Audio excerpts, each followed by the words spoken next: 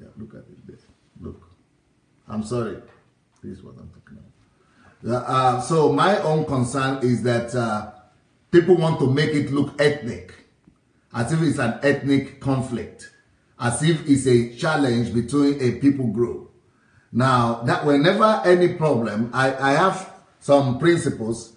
I'm going to be dealing with that in April HMT.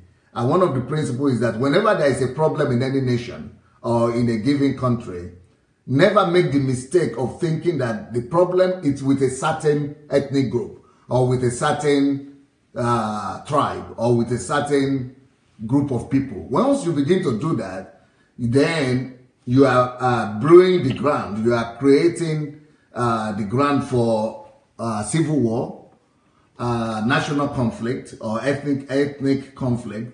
Number two mistake that you should not do in nation building: never say a religion is at fault.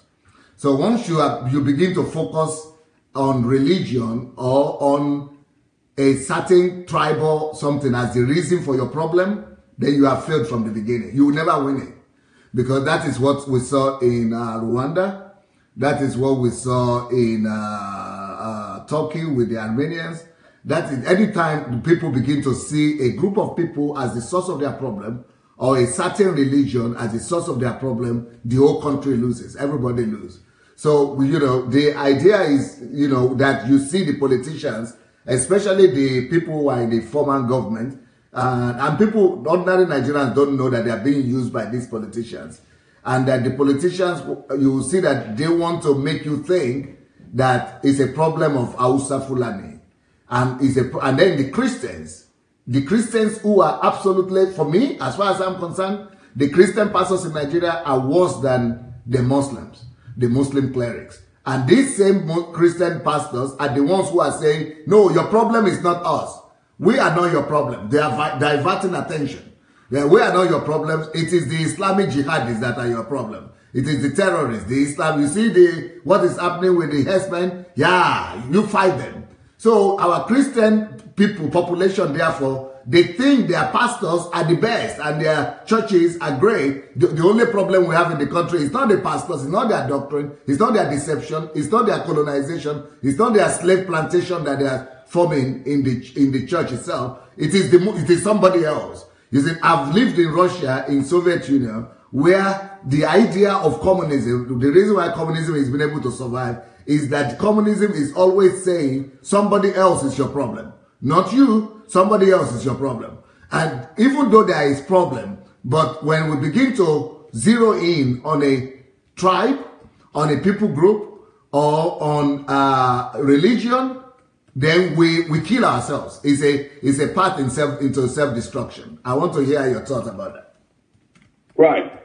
So last year I made a video about this subject because, like the Fulani herdsmen, they've come to my farm to kill people, and they've butchered my workers. They've shot at me. They've done so many atrocities to me. They've destroyed my farm. Destroyed over $500,000 worth of my investment. So I have been, I've gone to the farm and meet my workers, butchered on the ground. So I've been an eyewitness of these atrocities committed by the Fulani herdsmen. But I've spoken with them, physically spoken with them. I've gone to see their leaders. I've really researched their activities. And this is what I have discovered based on my personal experience. There are not all cattle herdsmen, Fulani herdsmen are criminals. We have cattle herdsmen, even in areas where we operate, who are Fulani herdsmen. They are Fulani as it gets, and they are law-abiding citizens rearing cattle. They don't kill people. They don't destroy people's farm. They're just normal, decent human beings. So the Fulani herdsmen, you have Hausa herdsmen as well. However, there are some cattle rearers who are mostly Fulani cattle rearers, not the Hausa ones, Fulani cattle rearers, that likes to destroy farms. Now, but those ones are not even the killers. Those are not the ones that are causing atrocities. We have a set of Fulani herdsmen who are the hired squad. What happened is that if those guys that are the aggressors who come to destroy your farms, they operate in the night, they carry their cows out. I've been there around 1 a.m., 2 a.m. in the night. They come out with their cows in their hundreds and they rush through your farm and destroy it and eat and create havoc. If they meet any resistance there, then they call the hired squad. And this hired squad, they are hired criminals, and they come into the area, and they come in tens and twenties of them, and they come with their AK-47, and they come and do havoc. That is how it is operated. That is how the operation is done. So there is this set of people, and they are known. They carry this aggression out all over the country. If you want to take inventory who are involved in these atrocities, there may not be more than 500 men who are transported from one city, one village to the other in the entire country committing these atrocities. So, therefore, if you take the population of the Fulani today, and say you take 500 people out of it, maybe 1,000 people who are doing this atrocity, you have a couple of millions left. So a lot of Fulani people, the majority of the Fulanis are victims as well as the Hausas, as the rest of the country. There is a small group of people who have personal agenda, who are carrying out these atrocities from one part of the country to the other, because their will have to be met, and when that is not met, then the answer is violence. It's violent. Because the boy that was butchered in my farm, the boys that were butchered in my farm, they were Hausa boys. There's even a Fulani boy who was killed. Why? Because he was just there at the wrong time, and they thought he was, a Benin boy. So therefore, you see that the victims, even their own, Fulanis are victims of this atrocity. Hausa people are. So the guy that was killed could speak their language, he could communicate to them. Yeah, they could communicate to them in their language. So and they didn't spare him, nevertheless. No, they didn't spare him, nevertheless. So you see that. So after I've experienced all these firsthand, then, there is no point, no doubt in my mind that, look, these people don't really care who they kill. They don't care who they kill. If you are, and the reason why they did that was because they accused these boys of preventing them from carrying out their objectives. And the objectives, according to them, was to make sure that we don't farm in that place, that we have to leave that place because that piece of land belongs to them, that the land belongs to them. So you see the atrocity that is being committed, basically, if you track down those people that are leading this atrocity and you fish them out of that country, then there will be peace. Because there are not many. Like this yesterday or this morning it was, I published a picture on my site with about 20 Fulani boys who were in my farm. They are hunters. They come to the farm every 6 months or so to hunt. And these boys were having good time. They hunt, they will give me some meat, and then, we will laugh, we will play together. And, they are Hausas and Fulanis. So it is not like, people are not getting along, that the Southerners cannot get along with the Fulanis and the Fulanis cannot get along with the Hausas, but that is the picture some people want to paint, and these people, and they are willing to do all it takes to paint that picture so that once that is indoctrinated into the minds of the people, then chaos can be unleashed. And there are different ideas on why they are doing this, but I can go into that. And that's just it. So it is not that we are saying, or at least somebody like me is saying, that all Fulanis are, cattle herdsmen, or all Fulani cattle herdsmen are killers. Absolutely not. And you know what? This might interest you. These people are actually very skilled in what they do. They can bring cows into your farm and command the cows to eat only the grass without touching any crop. It's amazing to see. I've seen cattle come into my farm and they tell me the cattle won't eat the cassava. I'll say, okay, let me see. And they will make some noise, and those cows will only eat grass, and they will go away. Then I wonder, I say, look, when you go to Nigeria, a cassava farm is full of weed often. I mean, in a normal country, would this not be a scientific invention to let these people train other farmers so that they can let cows eat weed from their farm and leave the crop alone? So you see, all these things are happening in Nigeria, but these same people that can allow a cow to eat only grass and go on another time, other set of people will come and they will say, oh, because they don't have food to eat, they rush into your farm and destroy the whole farm. So this violence is not about, rearing of cow. It's not about whether there is food for the cow or not. The violence is instigated by some disgruntled element in Nigeria, and they are using few people to cause this mayhem to create tribal and religious conflict in the country.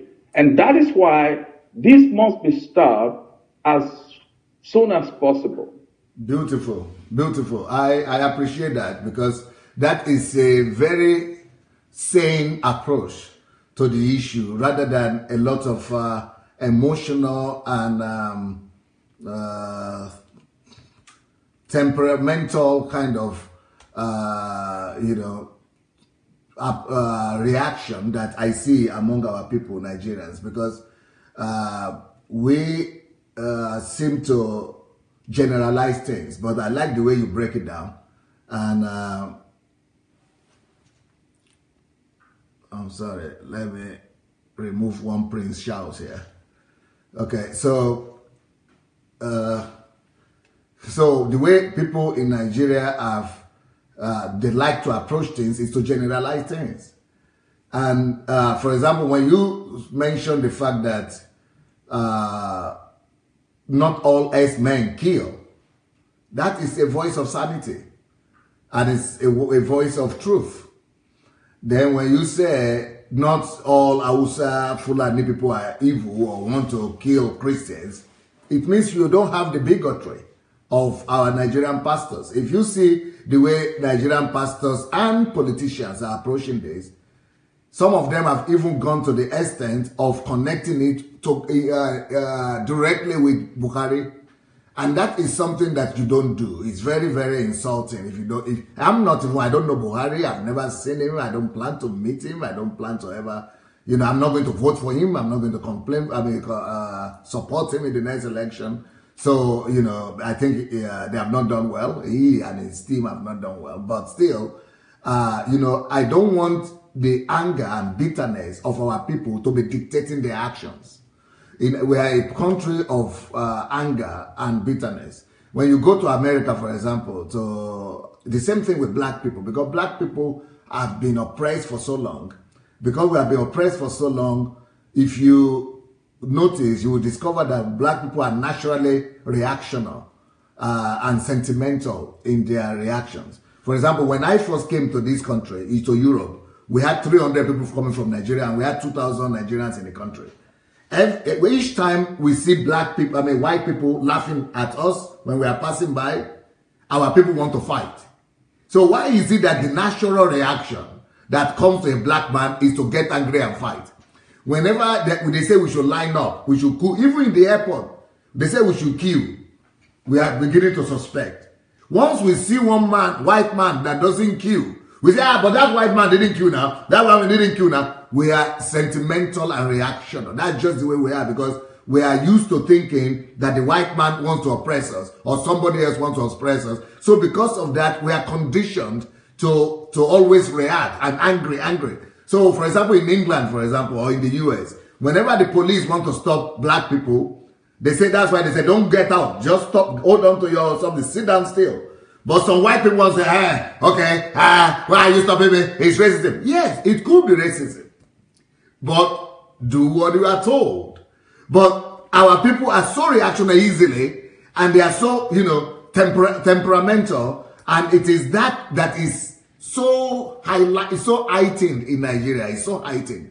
And the next thing Nigerian people do is, because of that anger that is imbibed in us, the first thing we do is either to blame religion or to blame tribalism. Religion and tribalism. Religion, tribalism. That's the only thing we can say. Religion, tribalism, or maybe politicians will blame tribalism. But that is the easy way out. That is elementary. That is primitive way of response. That is reacting. That is emotional response. Why don't you just sit down, do research, bring out some empirical evidences, and on the basis of the research and facts that you have, then make logical conclusions.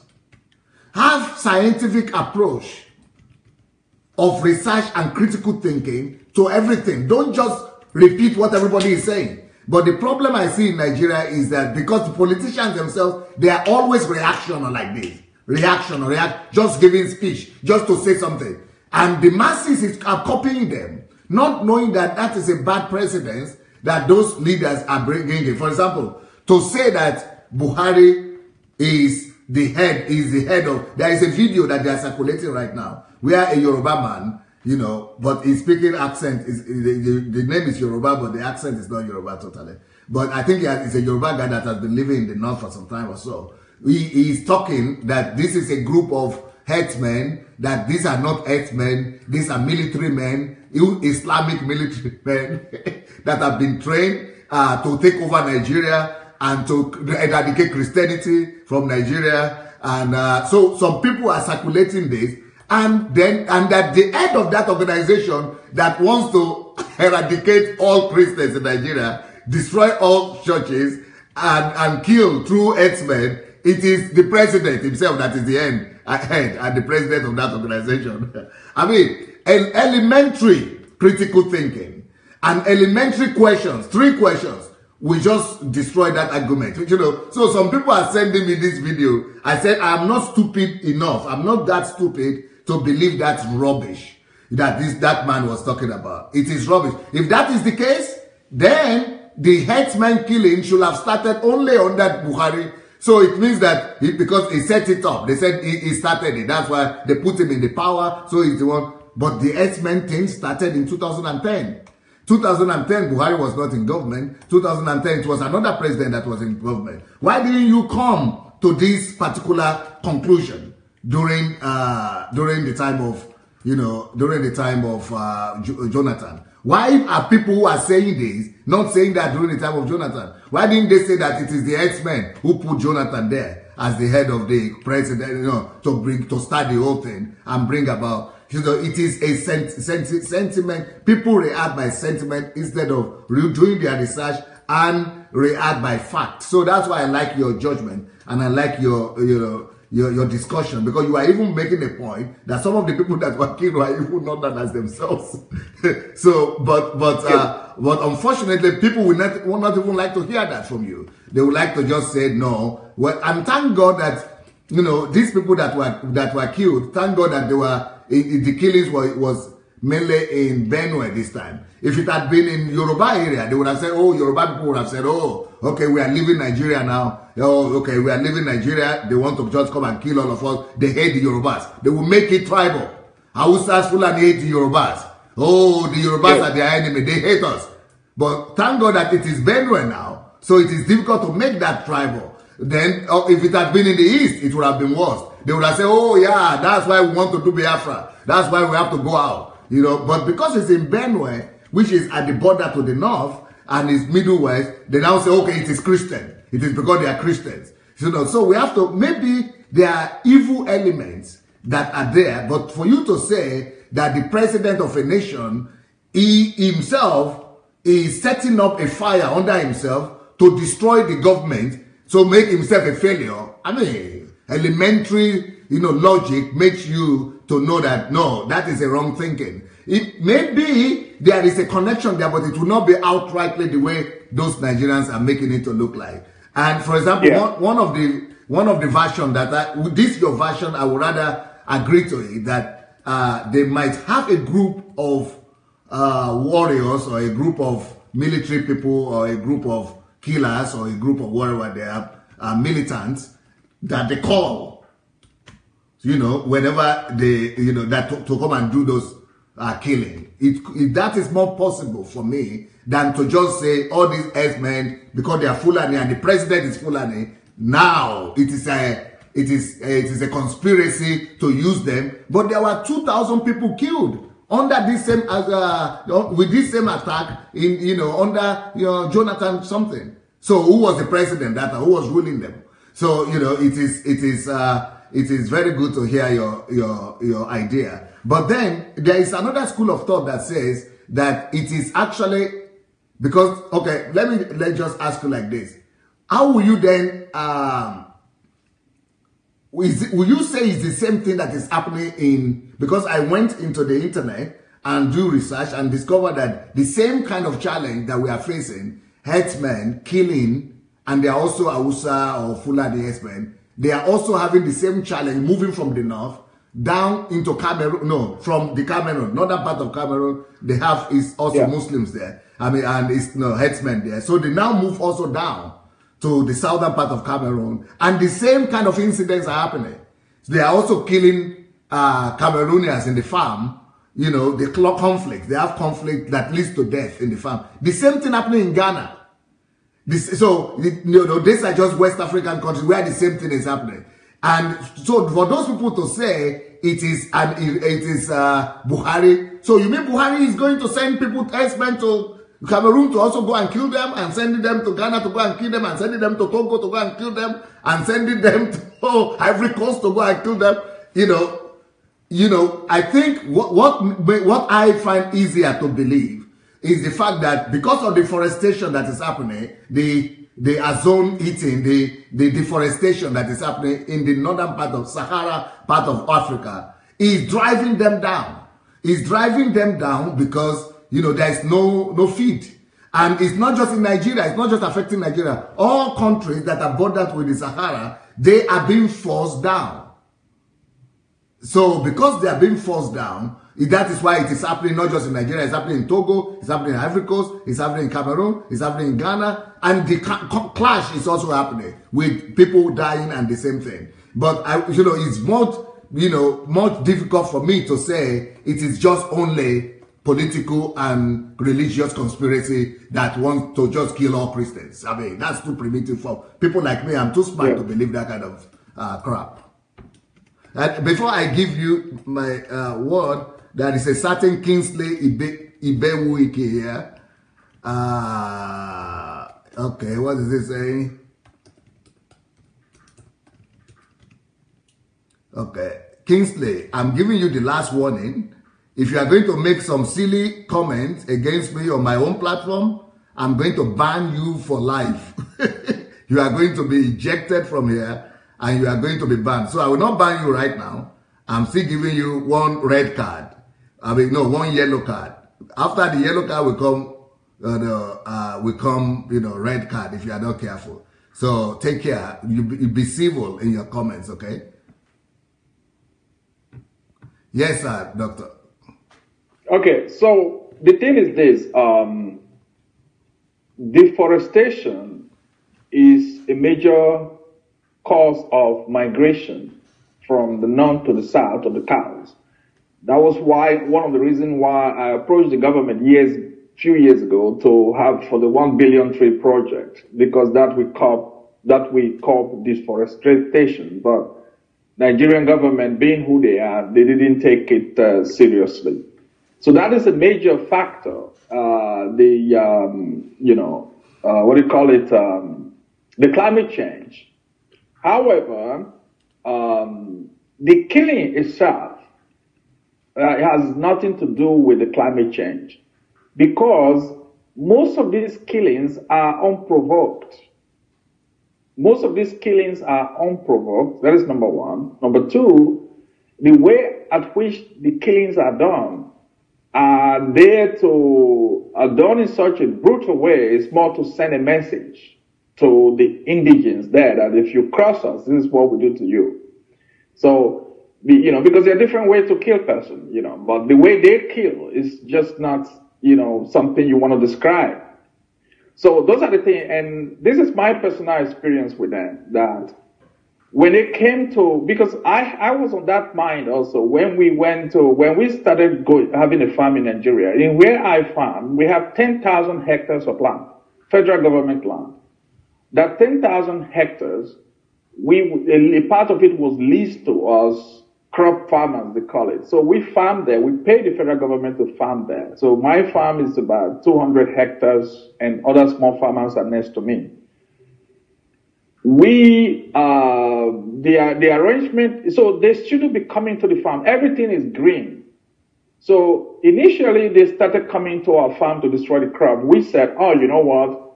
Why do you let your cows come in? They say, because we actually communicate, So they said the cows go astray. So they said, okay, that can happen. So we decided to fence the whole farm around, really with fence wire. So we fenced the entire farm around that the cow cannot stray into it. But we started seeing that people, they cut the wire. They have wire cutting apparatus. They actually come and cut the entire fence open and then bring their cows in the night. So it was wonderful. It was amazing to see that, look, somebody would just take the time to cut a whole fence wire down. So, and then I employ people actually who go about patching the fence every day. So after that, then I said, okay, look, let me plant grass for you guys. We'll clear 100 hectares. We'll put grass there. We'll put alfalfa plant there, because in the United States, alfalfa is often used for, cows. So I will do that for you so that you guys can enjoy, your cows can be there, and I will give you water. And I did. I provide water for them, great borehole, pump water into tanks for them, for their cows, all for free. But that was never enough. And that was, after that, they came into the farm in a full force, and this time they stampede their cows through the farm. And what they did was that when they stampede the cows through the farm, they actually did it a few times. They rush in, rush out, rush in, rush out, that there was no crop left. So after seeing, and then what they also did was that we have a complete pineapple field. Cows don't eat pineapple. You see, cows don't eat pineapple. But what they did was the herdsmen, they manually uprooted all pineapples off the ground. It was an amazing sight to see when we came to the farm to see that how can you uproot 50,000 pineapples off the ground? How much effort does it take to do that? It is incredible. So then it started to get very clear to me that, look, these people are not out to feed their cows. Because it is one thing to say the cow ate the pineapple, but why manually uproot them from the ground and just let them die out? I'm so happy you're telling that story, sir, because that shows to me that the problem, one of the major mistakes that Nigerians are making when we debate this thing is generalization. For example, that thing you are just describing right now, if it is a systemic and an organized attack on the nation, there are over 50,000 spots nationwide where the Fulanis grazing, down south, where Fulani are there grazing their cows and their cattle. So 50,000 at the same time, you know, the same time. These are the ones that are registered. We don't know the ones that are not registered. So, but if this thing is coordinated, and if it is systemic, and if it is intentional, because these are individual Fulani men that did that. If it's a system, you will not be reporting that in 110 places or 100 places or 20 places. We'll be reporting that in 50,000 locations all over Nigeria at the same time. So I would think that we should also consider the human factor. I think that even in that same Edo state where they did that to your farm, it is this particular group that did that. And I'm sure that there were other, just like you had said, there were other herdsmen and other Fulani people who are also rearing their own cattle, and that same thing they didn't do in other places. But that particular group of people did it.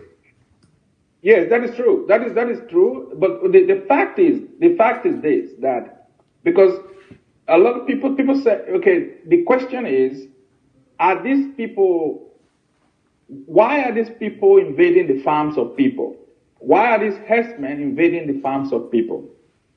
And my answer is, they are not just invading the farms of people because their cows have nothing to eat. Because even when they are provided food for themselves and their cows, they will still invade the farms. Yeah. Because we have provided food for their cows. We have provided even food for the people, the herdsmen themselves. I have personally bought food for them. Those who prefer to destroy farms, it doesn't matter what you do for them, they will destroy your farm because that's what they do. The people, the herdsmen who doesn't destroy farm, even when their cows have nothing to eat, they will never destroy your farm. Because even 2 weeks ago, an Alaji came to my farm manager to take permission from him to have his cows in the night sojourn by my farm if we could provide them water. And they rest there for the night. And every night if they can come there to rest, because there's an open place in my farm, of which I said they could do that because I know those guys. When I got the phone call, I said, okay, look, these guys are good guys, so they can stay. So they stay. They are not destroying anything. But I tell you this, these guys that stayed in my farm, they are afraid of the other guys. Those guys they call the Bokolo herdsmen, they kill these Hausa herdsmen also. Yeah, because before I came to this program with you, there is a video I just watched on YouTube. This guy also from Edo State. He's living in Abuja, but he said his father has a big farm also in Edo State. And the Hausa Fulani people come and they reach an agreement because they have river or a pond or something like that where they come to graze and then use the water. And that they have been doing that for years and nothing is wrong. And that, they are not familiar with any destruction.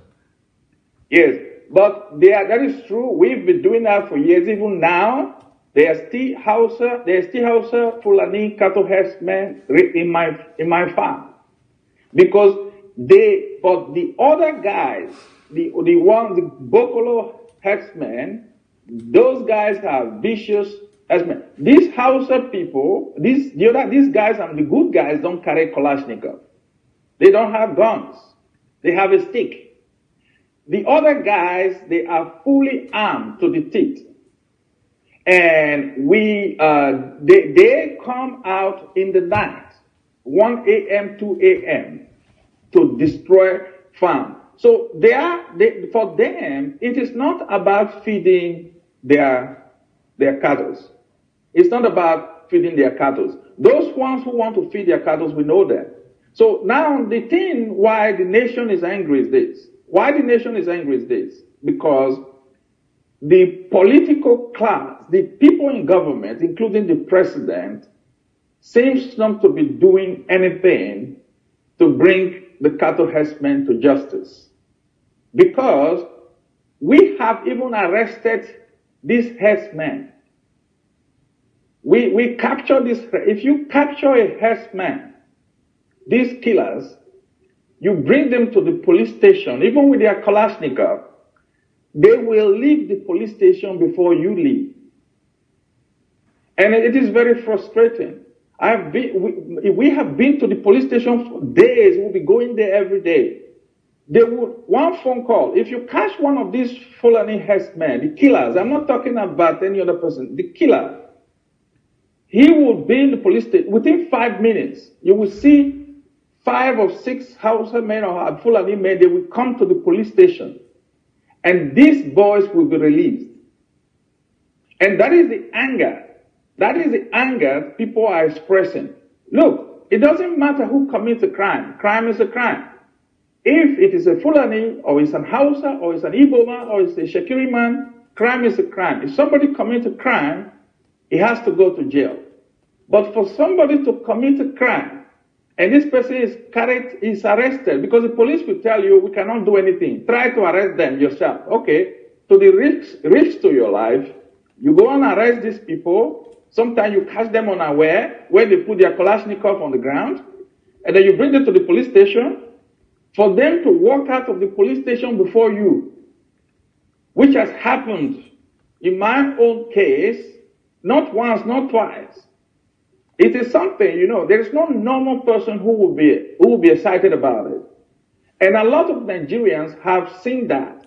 And in my presence, there was a man who was so angry, he threw his cutlass to the cows that were destroying his farm.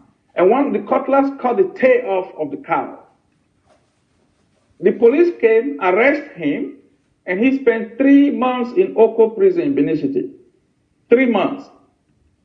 And then his village head, who is 65 years old, came to complain to the police, and he wrote a petition, and the police came, picked him up, and they locked him up as well. He spent 3 months in jail as well. And then I came and I started saying, this is injustice, this is, you know, and they felt I was a threat, and I went to jail for 2 days. Don't you think that that is the problem of law and order, the absence of law and order in our country? Because I can also tell you other places, like in my state, they came to my state as well to attack, and they killed people, but they were arrested. Even in the north, right now, in Benue State, some people have also been arrested. So I would rather say it's a problem of law and order in the country, rather than make it a generic order, as if that is a rule of things, that there is a command or a decree that never arrests herdsmen. But it's not true. There are some people who are in prison right now. Yes, for me, I strongly believe that it may not be an official command, but there is a parallel command system. There is a parallel command system because I know them. I have their names. You see, that's just the way Nigeria works. For example, can you imagine what Apostle Suleiman did? By saying, go and slaughter them, cut off their neck. Now, in any civil country, that guy is supposed to be arrested. He's supposed to go to jail, at least go to court. But he was summoned, then some governors called him, and he was released. Adeboye did, Oyedepo did the same thing. Cut off their head, killed them, butchered them. If that has been said by a Muslim cleric, by an Islamic cleric, or by a northerner that has cattle, we will not be talking about a secret agenda. But this in the same country. So I'm trying to use the same requirement, the same gauge to judge not just the Muslims that are different from me or the northerners that are different from me, but I'm trying to use this as a standard to judge everybody. If we are going to use the standard of the law to judge everybody, we will have more Christians incriminated in worse actions or words than some of the things that we are saying it is the Muslims that are doing it. Because that's why I'm saying this might be things that I will be careful to generalize. I would rather say, but to say that it's a policy or it's a secret command, you know, then one could also say, the Northerners could come and say, then it's a policy thing that never prosecute the Southerners or the pastors or the people who mess up there. Well, I don't know about that. I try not to react to what the pastors in Nigeria are saying. But what I know for sure is what I have personally gone through in the past 3 years. Even before the nation woke up about the cattle herdsmen, I have been inside this fight for a very long time. So I've been shot at. I've gone to jail for it. I have spoken with the Fulani herdsmen leaders. I'm not talking to people on the lower hierarchy. I've gone to their leaders that I could get access to try to negotiate peaceful arrangement where we provide some, I mean, if you have a 10,000 hectare land, it's easy to say, okay, you guys stay at 9,000 hectares, we stay at 1,000 hectares. We give you 9,000 hectares. We even dug a trench around to demarcate the place. Say, this side is our own. You can do all you want on the other side. You know what they are doing now? They are coming to close the trench. Imagine somebody coming to close a trench of 3 meters deep so that they can run their cows into your farm to destroy it. And meanwhile, you have nothing to do. Now, I am not... Yes. You said? I wanted to say, Doctor, I'm not disproving that those things actually happen or people do bad things, but I'm more of an opinion of saying, okay, let's deal with the people who committed the crime. Don't let us stigmatize a whole or divide the country or just make it look as if it is premeditated. Because the reaction you see in Nigeria is that it's like all S-men are doing this. And it is premeditated, the government is backing them up, and they are, they are doing it, the same thing people could say about for example, the Niger Delta militants. Do you know that the Niger Delta militants were settled and the money they are being paid is more than the old budget for all universities in Nigeria? So somebody could also say, these are all endemic problems in our society. Problems of lack of law and order. Can you imagine militants who are killing people, who have killed so many people, law-abiding people? Now those militants are getting more money than every other Nigerian that is law-abiding. And their budget, the money that the federal government is paying them every year, is more, giving them scholarship and giving them businesses, is more than all the 300 or 500 universities in Nigeria are getting from the federal government. That's because we don't have government with sense. And the same thing happened, during Jonathan. So I would just say it's a breakdown of governance, of law, of rules and order in our country. Yes, that is possible. But what I'm really trying to say is the perspective of the ordinary man. And I see myself as an ordinary man in Nigeria. What I see in Nigeria is that there is a systematic process in which people are causing trouble. I have a list of people who are causing trouble. I have spoken to some of these people, and there is a hierarchy involved. There's a hierarchy involved. Let me give you an example. If a herdsman is shot, if one of these Fulani herdsmen that carry AK-47, if he encounter conflict with any other person, he is shot because he carry in the night. Nobody went to the police station, this man is shot, probably is not killed. Within an hour, the hierarchy of the herdsmen will show up by the police station and say one of their men is missing. But this is your man that has an AK-47. But at that time, the police will come and arrest the person who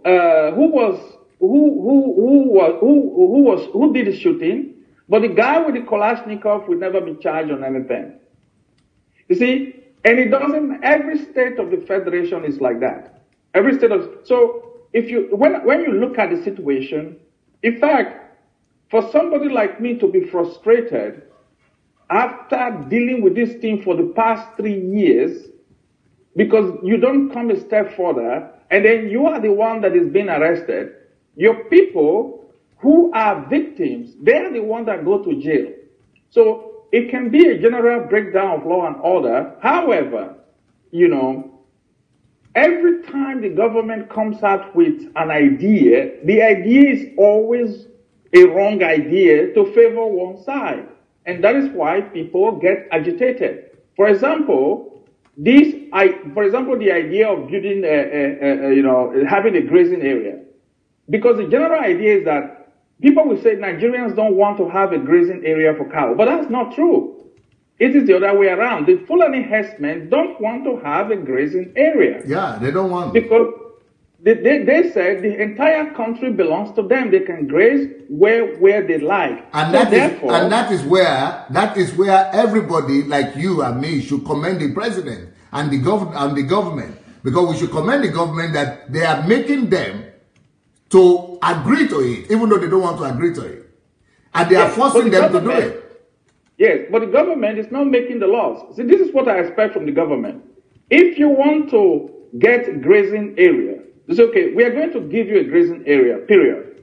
But from now on, you must agree to not to roam the street with your cow. And if that is done, you will be persecuted. You will go to jail. Something will happen to you. But that's not what the governments do. What the governments do is they want to, like in Edo State came up with a grazing bill that I was vehemently against, because that grazing bill was trying to legalize all the atrocities that has already been going on. What they were trying to do is to forcibly take land from the citizens, give it to the herdsmen, without any commitment from the herdsmen for peace, without enforcing the fact that they should graze in only one specific area that is allocated to them. And we know how that goes. Let me tell you what is going on. There are some very rich Nigerians from the north, and they want to use this opportunity to allocate land to themselves all over the country. So this land, Nigerians are happy even to allocate land to the herdsmen, even talk about colony and so forth. But they also know the colonies are not going to be used for rearing of cows. That the colonies are going to be for some rich northerners. And that is what people are against. In Edo State, in Benin City, we have a colony. We have a colony of over 10,000 hectares where we go. Even right now, we still go there to carry manure for the farm. People, they live peacefully with each other. We've always lived peacefully for people from the north. If you want to buy cow in my place, you go to that colony and you buy your cow. For the fact that they didn't put a tag on it, colony, doesn't mean it's not a colony. It's a colony. There's a mosque there are police stations there, there's everything there. However, if somebody is now coming from the north and say, I want to have 70,000 hectares of your land, and this 70,000, everybody knows that is going to be allocated to few men from the north, and nobody wants to have that. And that is where you have a stalemate. And that is where Nigerians at a certain moment are prepared to fight and die. Now, these few rich people, that some of them are well known, they are now using a lot of conflict to say, okay, you see, it's because you didn't give a herdsman land, that is why you have all this conflict. Because every time a bill is presented, there's always something in that bill, like, for example, the federal grazing bill. When the federal grazing bill was introduced to the National Assembly, the reason why all states refused it, especially in the South, was that it gave a commission at the federal level the right to take any land away from any part of the country from their citizens. That was a no-go area. But no commitment was made on that bill for the Fulani. That's okay, look, we are going to ban you from moving from one place to the other. Rather, the grazing bill legitimized further the roaming of cows from one state to the other through the grazing route. These are things. There are people who are deliberately injecting things into any bills that will solve the problem. There are people that are deliberately spoiling any proper arrangement that will assure a solution to this problem. And so you have a stalemate. There are a lot of people in Nigeria who are very rich who don't want this problem to be resolved. So therefore, the only struggle that is left for the poor people is to attack and say, look, we are not going to allow this. That's what is going on. And that is why you are getting more rage, you are getting more anger, and this is where a president of the country has to stand up and say, look, this is what has to happen now. We need to have peace. We need to calm everybody down. We need to have a proper grazing bill that will protect the life and property of every Nigerian. And that is what President Buhari is not doing. That people are angry with him. All right. I see that there are a lot of comments out here. People are challenging me personally, and they want me to answer some questions, and they are wondering why I take this position that I've taken. They think that I'm biased, or I don't know, I don't understand what's going on, or I'm not in tune of things. Now, but for you to know where I'm coming from, try to listen to me, please. Somebody is saying I should answer 2 questions. Why are they carrying guns? AK-47. I cannot justify why they are carrying it, but they are not just carrying it in Nigeria. This is happening in Ghana. This is happening in other places too. But there, if you listen to their own argument, I've listened. Because whenever any conflict is going on, listen to 2 arguments. I listen to their arguments, and their organization, the Herdsmen Organization of Nigeria, say, people come to steal. People come to steal at night their cows. People come to rob them. That's why they started carrying, not all of them, but some of them started carrying guns. That's their own explanation. I cannot affirm that that is true or that's not true. Now, that's number 1. Number two, somebody is saying, but this is a private business. So why is it that they should have colonies? Why should they have national parks? Why should they have reserves, games reserves? Go to Kenya, you will see parks and colonies and national reserves. But they are for the government. Go to South Africa, you will see.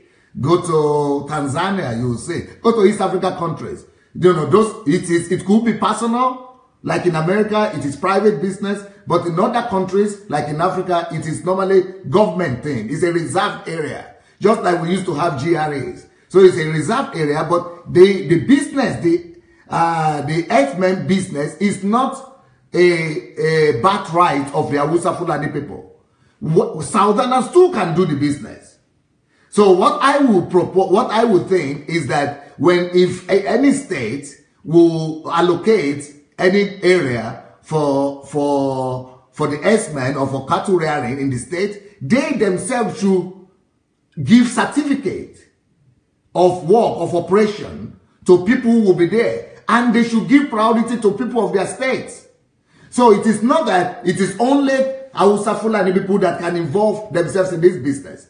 I think this business is a business that any Nigerian could involve themselves in. So it's not just for Hausa Fulani they are giving the land, but it's for the business. It's a whole area of business. But now, for people, I see that a lot of people are saying, Pastor Sunday, you are not, you don't know what you are talking about, attack, all that. Okay, let's see. Let's see what if I know what I'm talking about or not. Let me tell you, and Dr. Aroms will understand what I'm talking about. So I'm going to tell him how I reason. I reason scientifically. What does that mean? What does it mean to reason scientifically? I analyze. I don't give to my emotions alone. If you have been listening to me, if you say you know me, you'll be listening to me. No. Follow my teaching patterns. Follow my reasoning. But today, I want to give you the formula, how I reason.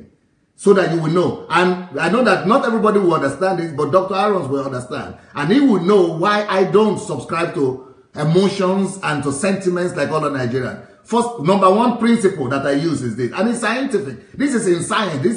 This is the basis for any experiment. All right? First of all, ask a question. What is happening? What is happening? They are killing people. Okay, good.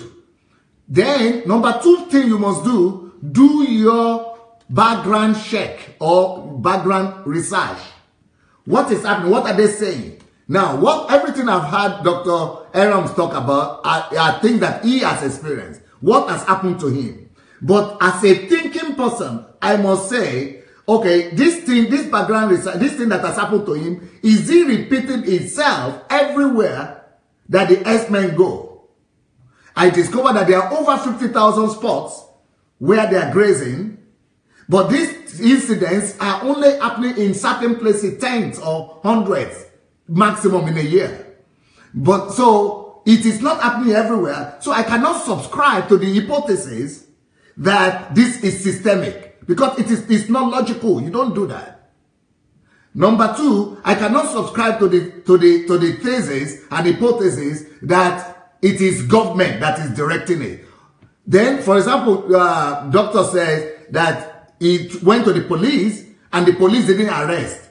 And instead of the police arresting the herdsmen, they are rather arresting the victims.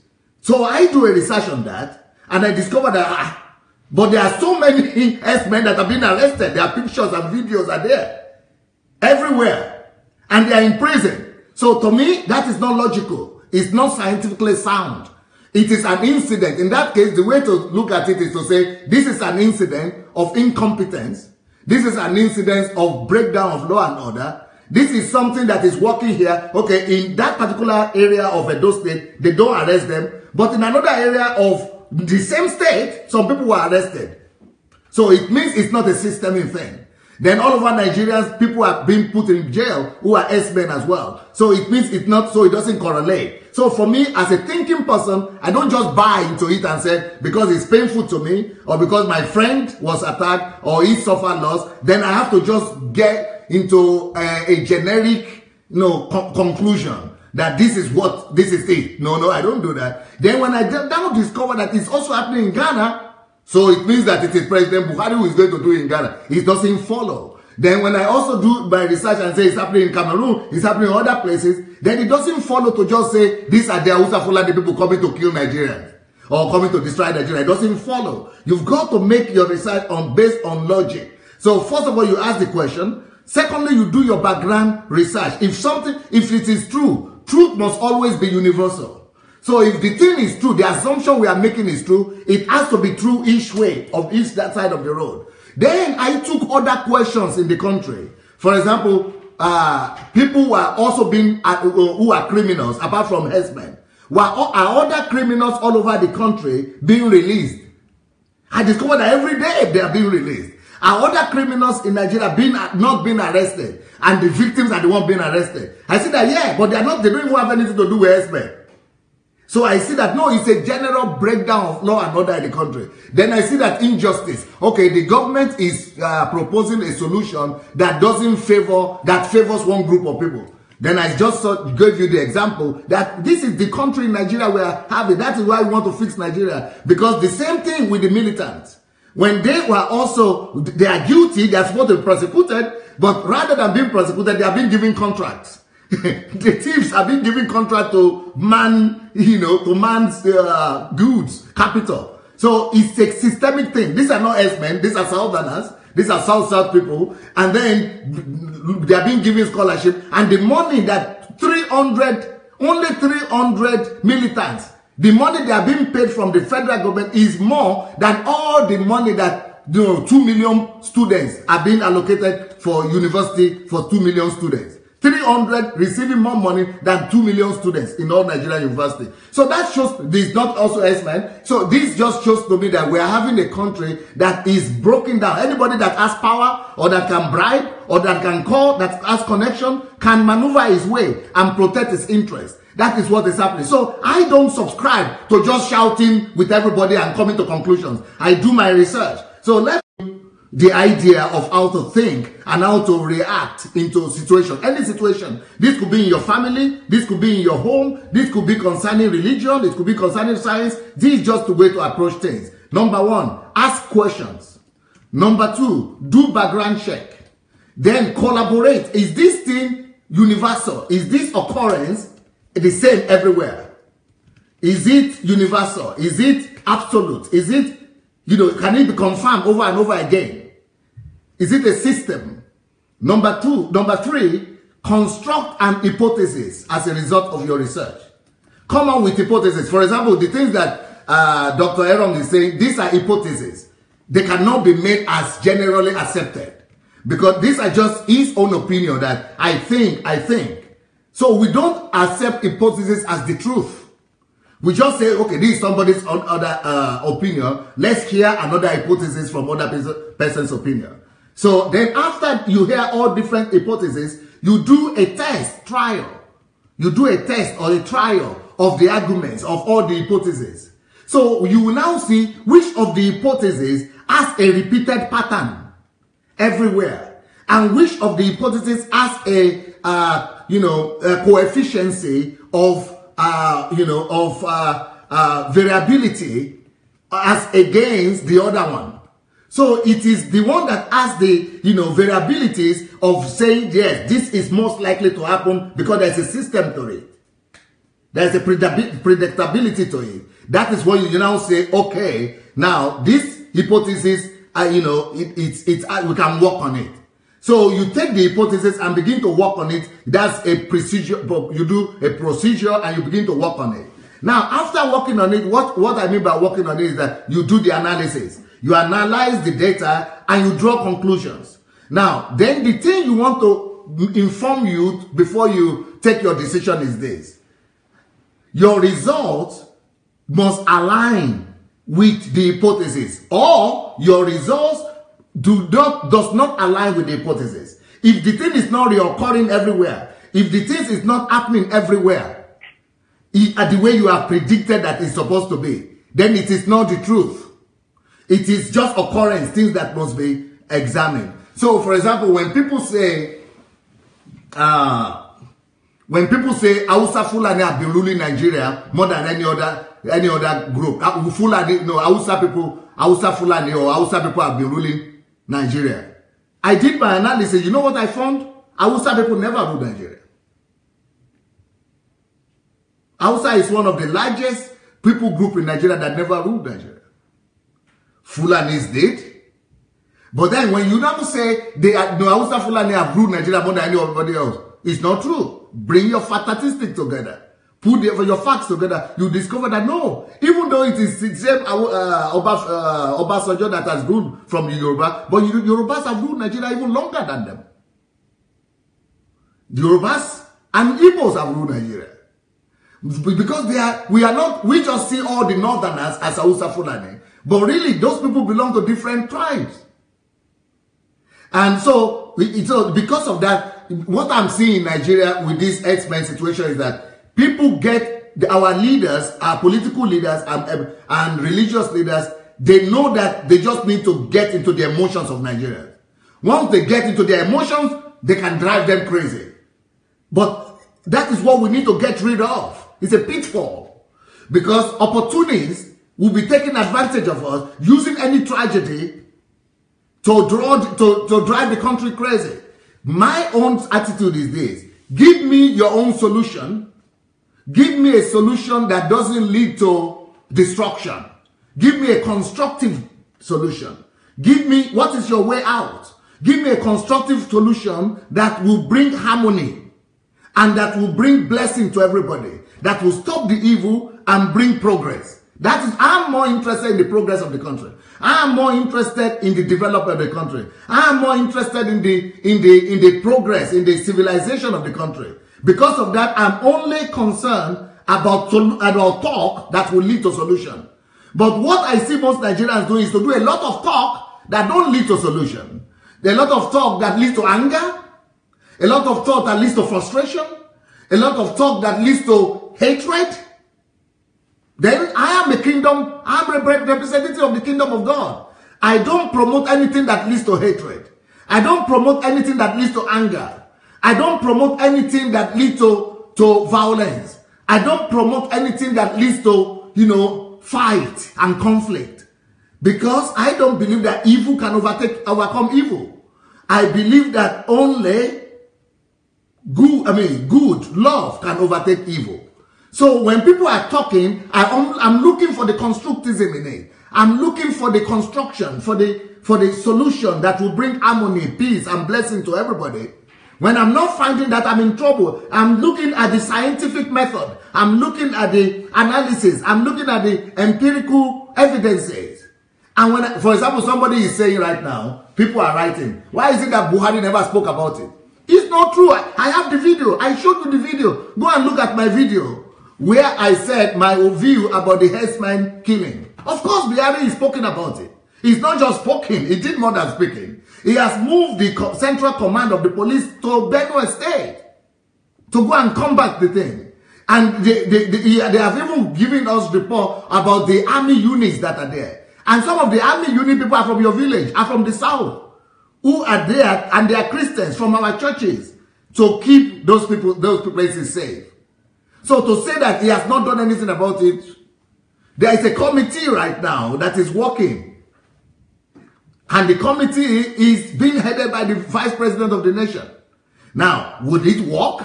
I'm not sure it will work. Why? Because the whole country doesn't have law and order.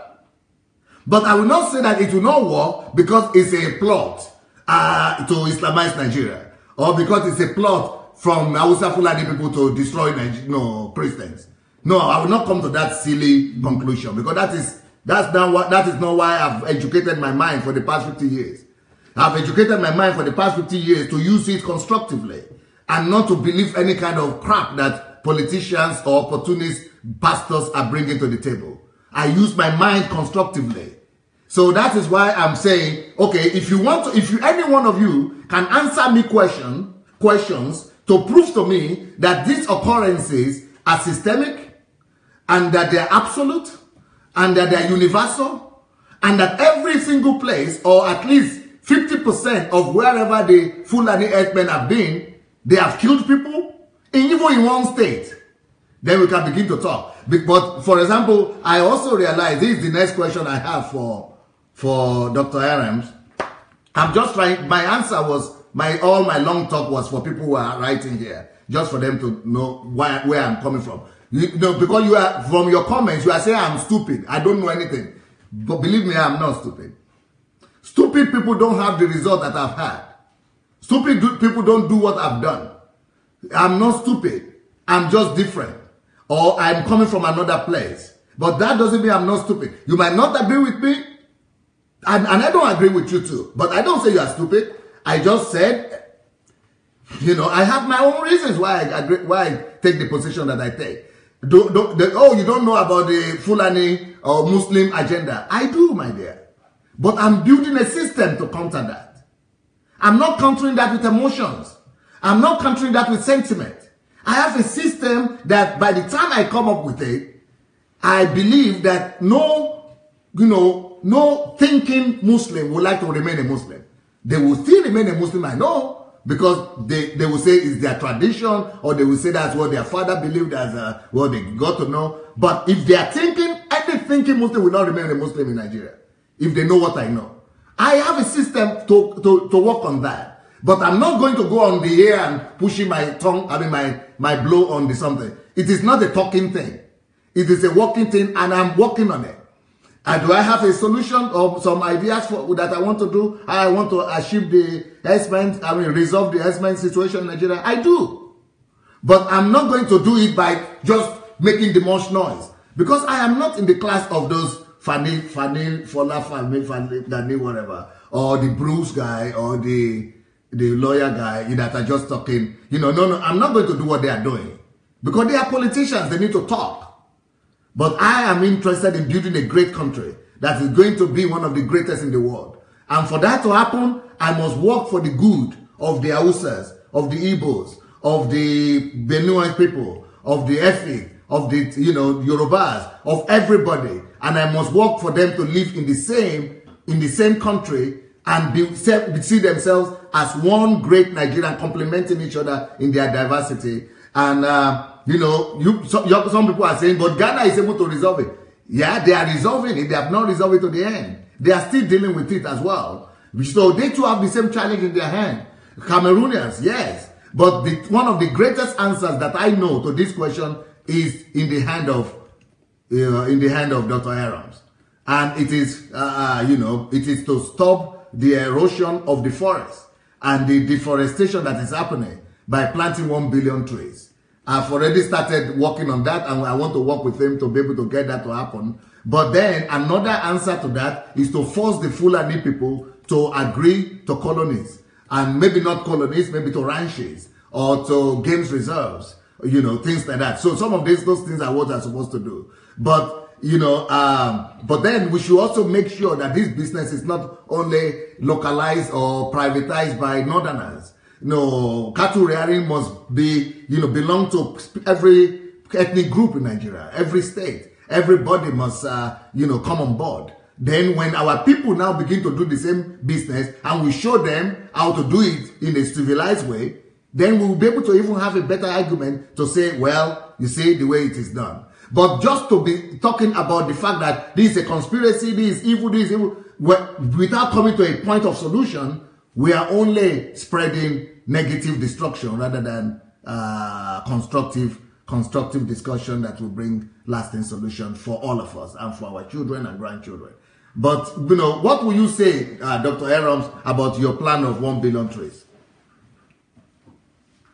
Well, basically, you know, like you said, we've talked about the 1 billion tree before. It was because of these. One of the reasons why I came up with the 1 billion tree ideas was to ensure that the deforestation is stopped, because 1 billion tree can really stop deforestation in Nigeria. And not only that, we're going to be building beautiful parks, nature reserve, and even areas where you could have, ranches in the country that will really. Because there's a big part of Nigeria today that is pure desert. It's no longer. I'm sorry, yes. Doctor. Somebody is saying, okay, I go and give them your father's land now. Make them go create colony for them. That yes. is the response. Anger. Our people are angry. Yes. And I don't want to fuel anger. I want to allow to cool down and come up with a solution. Because what Dr. Aroms is talking about now is a lasting solution. Listen to him. Hear this argument. My fatherland never is not enough to be able to bring. We need to plant trees. That's just it. Let him talk. Let us hear his argument on this one. Yes. You see, we need to plant the trees, and we need to create reserve that are secured enough to be able to plant trees. And for me, there are enough land in the north that are laying barren today because they are not workable. The people don't do farms there. People don't do anything there because they are not workable. So this land could be used to start planting of trees. So that is why the 1 billion tree is really a solution. But another thing about it is this: if you have a billion trees, if you have these trees like even coconut trees and all these trees, there are a lot of grasses that can grow under it that can be used to feed cows. Wow. These things, the cows cannot run a palm tree down. Wow. You know, they can feed. Imagine having 100,000 hectares of land with coconut trees, and you have grass there that can be used to feed cows. But I've also proposed that we can have all these big trees and plant alfalfa inside. Alfalfa plants, that is what they use in the United States to feed cows. And they are nitrogen fixation plants, which basically means that when you grow them, they breed in, they fix nitrogen back into the soil. So the nitrogen that is coming out of that plant is used by the trees to grow, and the cows can eat them. So really, this issue, I don't understand why this has to be a big problem, because it is not difficult to solve. That is where we are. If there is somebody who is saying today in government who say, look, let's start solving this problem, within a year, the problem will be put under control. These difficulties will be put under control. Beautiful. Beautiful. Now, some people are asking, is it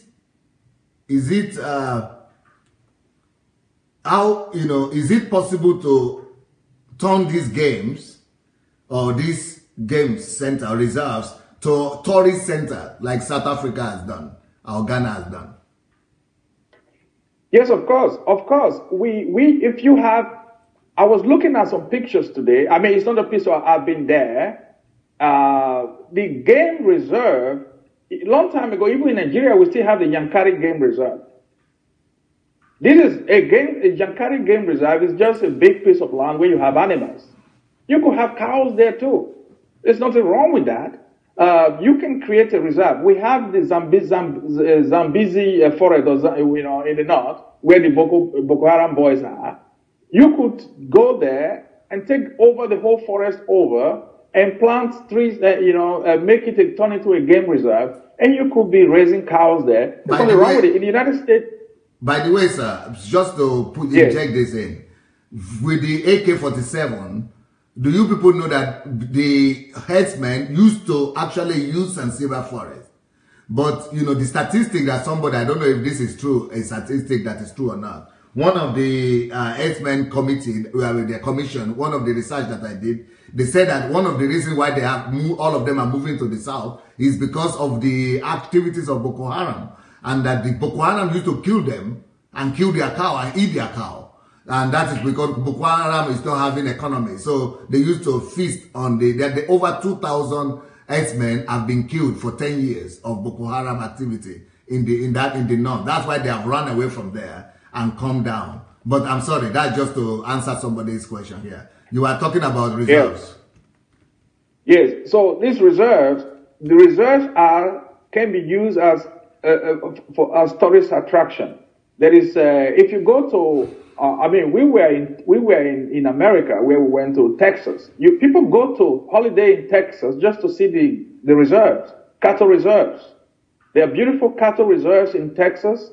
Ted Turner, the owner of CNN, has one of the largest reserves in America and full of bisons. It's a tourist attraction. Is that in Texas or in Atlanta? It's not in Texas. I think it's above Atlanta, upstairs. Yes. So people go there just as visitors, and then people will go around with vehicles, and there are roads all over the place. So, and these are all opportunities Nigeria is missing. These are all things that can be done. It is just that there is not a strong will to do these things. It's not that there are not ideas to do it, but there is no strong will to do it. These things can be done if only, it seems like we have a nation without ideas. But, these ideas are available. We have blueprints all over the world where it has been done. And, it's not only for tourism that you can have tourism. If you have even this, what we're calling this colony and this, I think I sent you a link of the farm in China that was built by some Dutch people and collaboration with Chinese people. You can call it a colony or whatever, but they have 40,000 cows there. They have 40,000 cows there, and they produce milk for the hundreds of thousands of people. So, and the manure they produce is able to produce with biogas that is coming out of it. It's producing over 130 megawatts of electricity. Wow. So these are all possibilities that comes out from managing this cattle business in a proper way. So a lot of us are frustrated, the educated ones, that the nation is not even thinking of how to do it in a proper way. Because, like you heard that people are saying, oh, on Monday we are going to start a colony somewhere. You don't just wake up and go and start a colony now. You must have a plan. Where is the plan? Where is the blueprint? Where is the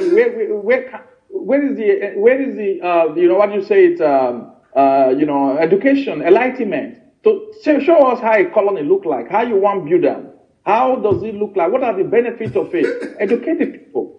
You just wake up and say, on Monday we are going to start. I'll be looking for the place. Say, where is the colony now? Today is Saturday. You're supposed to start on Monday. So these things are so sporadic, it is not a good idea. So for me, I'm also out for solution. And just to give you a remark based on what you were saying is that I think the reason why some of our people are angry, about your position is this. The situation is fluid. When it started, it is different reality than it is today. So there are people, like you said, who are using the gullibility of Nigerians because they know Nigerians are very emotional. So they throw more petrol in the fire so that the emotion will rise up. That is what is going on today a lot. So it is you have to have a very careful, analysis of the situation to really pick out the people who are causing this mayhem. But the ordinary people, what they see is this, that some of the conspiracy theory that is going on there's enough empirical evidence to in the past to show a pattern of how this is going. So now people use that empirical evidence that they've seen in the past and don't realize that the situation is now more fluid than it was. So, and that the new situation is that a lot of people are now using this situation to add more petrol to fire, so that there are some people who want to contest election in 2019, create more mayhem to say, you see that man, it's because of his stupidity. That is why they kill your people. So I'm going to be the governor next time. So all these things are going on. So and that is why the time bomb, why I call it the time bomb, because it's ticking. And these people are prepared to do all it takes to make this time bomb explode. So there has to be an adult in the room. And the other reason is that there is no adult in the room yet. There's no hero who say, you know what, under my watch, this is not going to happen, who comes out and be an advocate. So if we want to be an advocate with a plan, with a clear plan, a path to justice and a clear path to development of the cattle business in Nigeria, then the people will embrace it. Let me give you this example. Right now, you said that people should be attracted to this cattle rearing business. Right now, not only Hausas or Fulanis are in this business. There are a lot of people in this business who are trying to join this business as well, but they are doing it the wrong way. They want to join the business because they think that it is zero, cost. They don't have to buy food for the cow. You just carry on. Then you call Fulani herdsmen to say, go and destroy people's cassava farm. I know people right now who are even going into this business because the herdsmen will use them to destroy farm and eat the cassava of the farmers.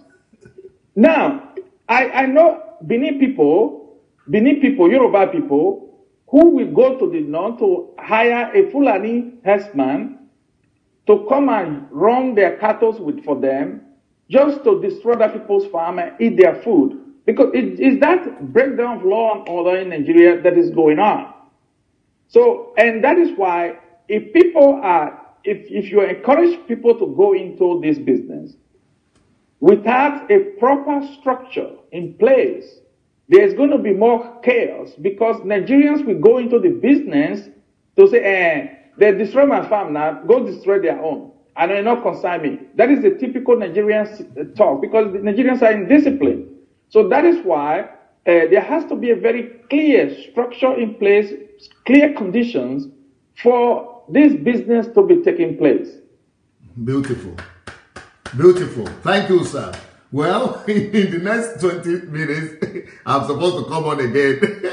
So before we go, I just want to announce to all you guys, good news here, good news. And the good news is that we have some new books. This one is called Why Am I Unlucky?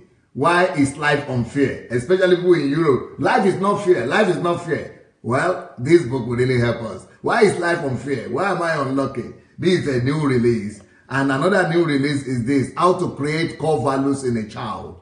People are always talking about my children. How your children are so smart, your children are so smart. How did you do it? Well, this is the system. I have a system here on how to create those kind of children. It doesn't matter from the streets, they are adopted, or from orphanages. It doesn't matter. If you have a system, everybody can create the kind of children that I have. So that's just the system here. I have 9 other books. There are 10 books I have on children, on parenting, but this is the first one that has the values, how to create the core values in your child.